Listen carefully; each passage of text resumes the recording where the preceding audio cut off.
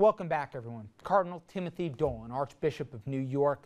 He's in the spotlight, but for all the wrong reasons. According to documents released earlier this week, Cardinal Dolan, while the Archbishop of Milwaukee, moved nearly $57 million into a cemetery trust fund, all in order to shield it from lawsuits by sex abuse victims. Now, the files contain a 2007 letter to the Vatican in which Mr. Dolan explained that transferring the assets would, quote-unquote, protect them from claims that he said, and I'm reading directly here, I foresee an improved protection of these funds from any legal claim and liability. The Vatican, they approved the request within 5 weeks of receipt of letter. The files also reveal details of alleged abuse. And the man behind the document release, the Archbishop of Milwaukee, he released a letter warning Catholics in his archdiocese that the documents, they would shake their faith. As he said, quote, prepared to be shocked, there are some graphic descriptions about behavior of some of these priest offenders. Now, the files include documents from the personnel files of over 40 clergy offenders with allegations going back 80 years.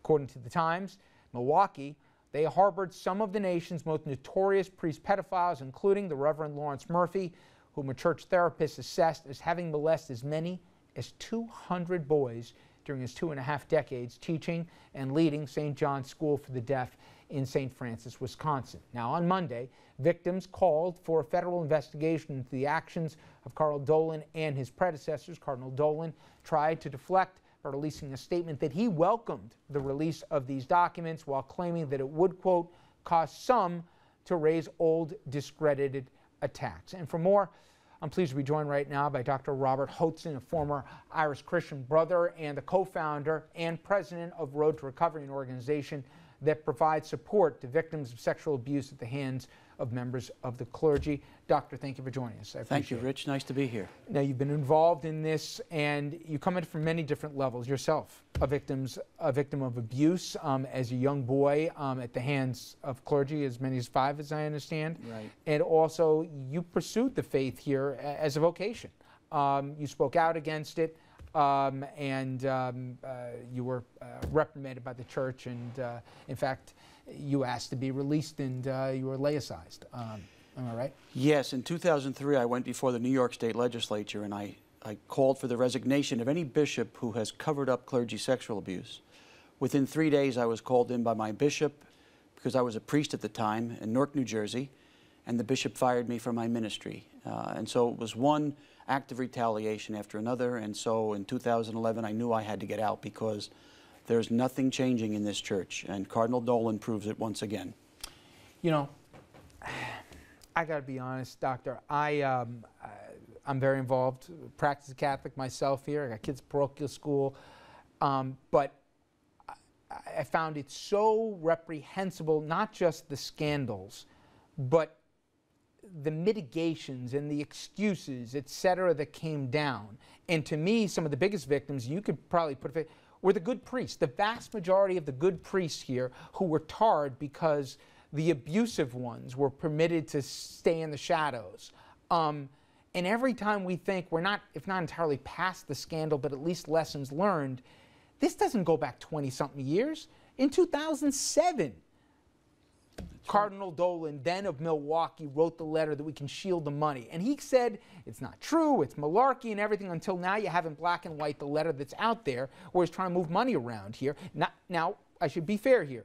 The Cardinal, by all accounts, obviously has never been accused of any abuse by himself.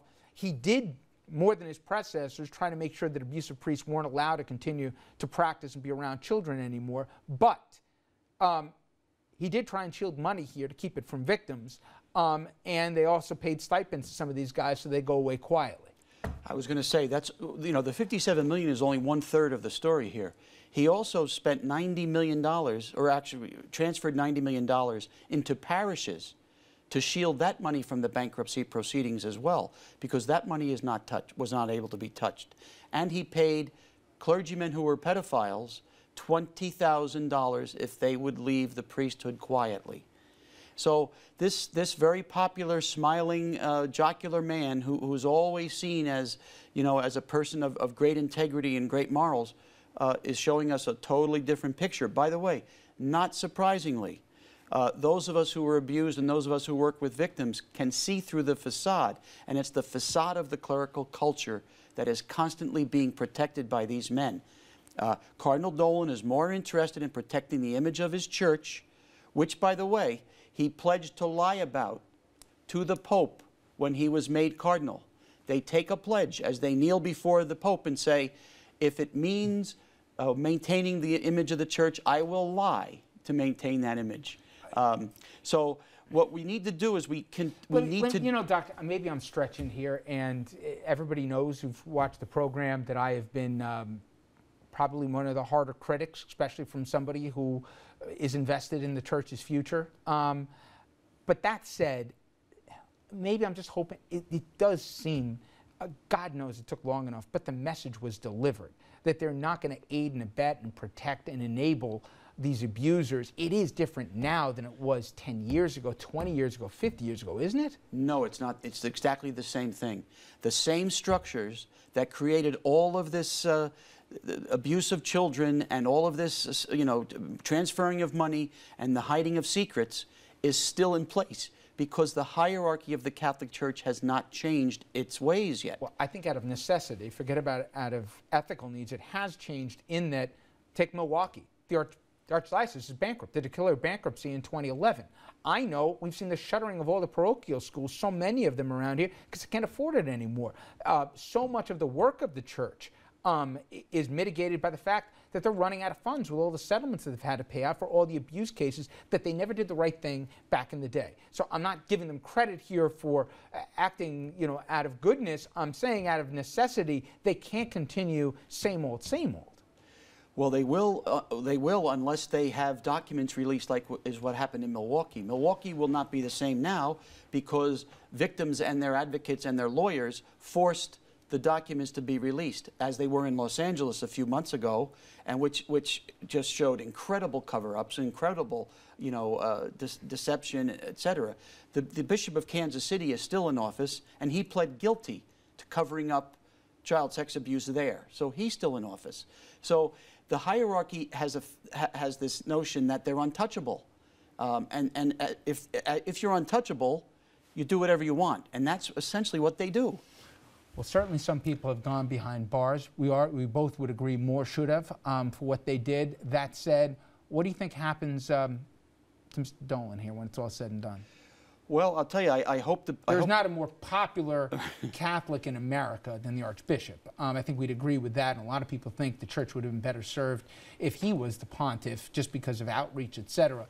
That said, because his fingerprints aren't directly on the abuse, albeit the moving of these funds, which is, I think, mind-boggling, but nonetheless, you think he survives?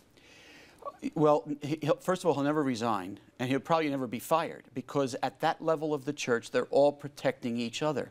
See, that's why we can't get anywhere. What we need is for parishioners to use the two powers they have. The power of their feet, which many are walking away. You know, the fastest growing group of Christians in America are called former Catholics. And the second power they have is the power of their wallet. And if they withheld all the funds that he supposedly transferred into other areas, he wouldn't have those funds to do that. So I think that, you know what? We need the people. You're right, but at the same end, you do that, who do we hurt? You know, and if you do, and if you don't give in the offertory and you don't show up on Sunday, all the good works the church does, all the missions they do, and all the vast majority of the priests that are some of the most selfless people I've already met, they can't do what they do. And all the schools that are getting doors shut, I'm with you, and I'm conflicted, like many Catholics are, and I think the laity should finally be heard. We've heard the words, we haven't seen the action, but the consequences of what you're saying, we're seeing playing out right now, and it's not making the church any healthier. Well, let me beg to differ on if the parishioners stop the money. 80% of the funds that are used for the real important charities of the church are really federal funds. They're not going to stop. What we need people to do is stop giving to these bishops' annual appeals, because those bishops are using those funds to do to victims what Cardinal Dolan did to victims in Milwaukee, what Cardinal Mahoney did in Los Angeles, what Bishop Finn did and Cardinal Regali did in Philadelphia.